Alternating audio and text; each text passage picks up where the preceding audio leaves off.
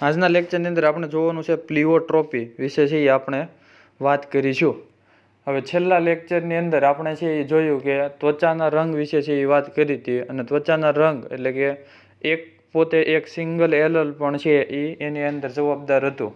હવે આ લેક્ચરની અંદર આપણે પ્લિઓટ્રોપી એનાથી કંઈક અલગ આપણને કહેવા માંગે છે કે સામાન્ય રીતે અત્યાર સુધી આપણે જે જનીનોની વાત કરી એક સ્વરૂપ પ્રકાર અથવા તો લક્ષણ ઉપર અસર છે એ આપણે જોઈ, પરંતુ જ્યારે એકલ જનીન એક કરતાં વધારે સ્વરૂપલક્ષી અભિવ્યક્તિ દર્શાવે ત્યારે આ પ્રકારના જનીનને આપણે શું કહીશું? પ્લિઓટ્રોપિક જનીન કહીશું। શું કીધું છે?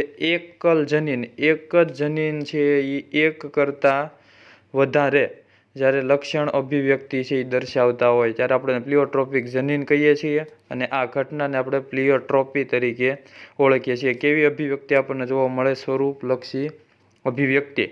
હવે મોટાભાગે પ્લિઓટ્રોપી છે એની અંદર આપણે એક્ઝામ્પલ લેવાનું છે ચયાપચયિક પાથવે અથવા તો મેટાબોલિઝમનું એક્ઝામ્પલ આપણે લેશું। અને મનુષ્યની અંદર આપણને એક રોગ છે એ જોવા મળે જેને આપણે કહીએ છીએ ફિનાઇલ કીટોનુરિયા તરીકે ઓળખીએ છીએ। અને આ ફિનાઇલ કીટોનુરિયા છે એના લીધે આપણને એક કરતાં વધુ લક્ષણો એક જ જનીનના લીધે છે એ જોવા મળશે।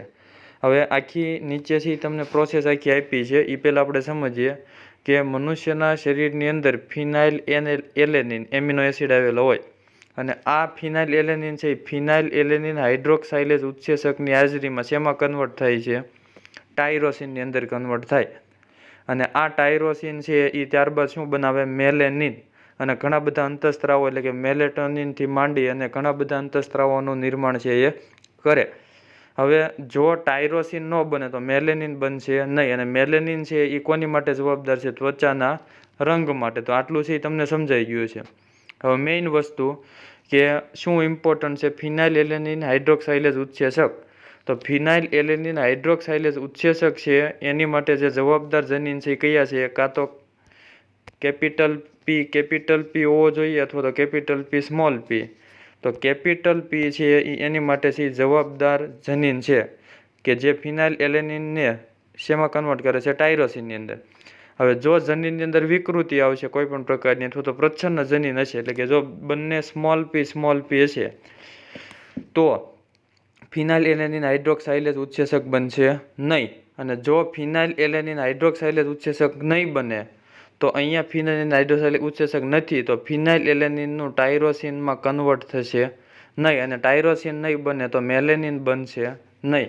તો આ સિમ્પલ વસ્તુ છે કે જો મેલેનિન નહીં બને તો એના લીધે જો મેલેનિન ન બને તો શું થાય? વાળ અને ત્વચાના રંજક કણમાં ઘટાડો થાય એટલે જેના લીધે આપણને છે માથાની અંદર ઘણાને છે સફેદ ટપકા જોવા મળતા હોય તો હાથ ઉપર આપણે જેને કોઢ કહીએ છીએ કે નાના નાના ટપકા જોવા મળે તો આ શેના લીધે જોવા મળે છે? તો કે જ્યારે મેલેનિનનું પ્રમાણ છે શરીરમાં કેવું હોય? ઓછું અથવા તો ઘણા છે બહુ સફેદ રંગના હોય આલ્બિનો જેને આપણે આગળના લેક્ચરની અંદર જોયું હતું।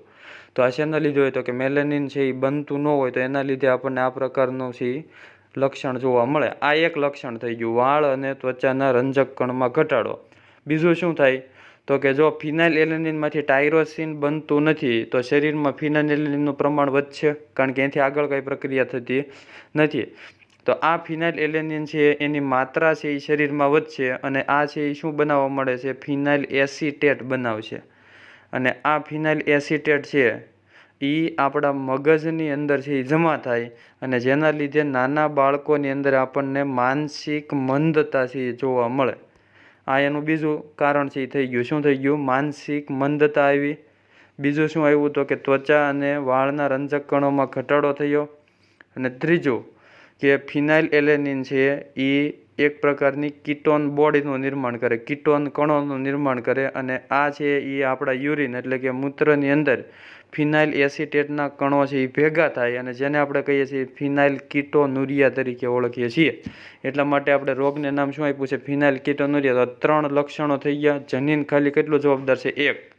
કયું જનીન? પી એટલે કેપિટલ પી હશે તો ઉત્સેચક બનશે અને તો આ બધા જ કારણો છે એ લક્ષણો જોવા મળશે નહીં, પરંતુ જો કાં સ્મોલ પી હશે અથવા તો કેપિટલ પીના જનીનમાં કોઈ વિકૃતિ આવી અને ઉત્સેચક બન્યો નથી તો એના લીધે શું થશે? તો કે એક જ જનીનના લીધે આપણને ઘણી બધી સ્વરૂપલક્ષી અભિવ્યક્તિ છે જોવા મળે।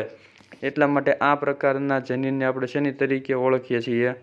પ્લિયોટ્રોપિક જનીન તરીકે ઓળખીએ છીએ. હવે પ્લિયોટ્રોપીનું એક બીજું પણ એક્ઝામ્પલ છે સિકલ સેલ એનિમિયા.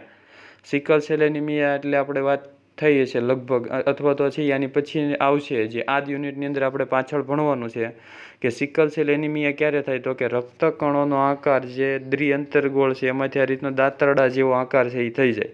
અને એની માટે પણ એક જ જનીન જવાબદાર છે, પરંતુ લક્ષણો આપણને કેવા જોવા મળે, ઘણા બધા.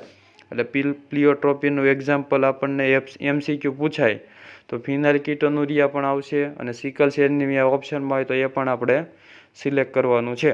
એટલે આ એનું બેઝિક, એની પાછળનું લોજિક બિહાઇન્ડ ધ આપણને રોગ પાછળનું જે લોજિક છે એ તમને નીચેથી સમજાવ્યું છે કે શા માટે છે આ બધા આપણને લક્ષણો છે જોવા મળે, તો એ આપણે યાદ રાખવાનું છે.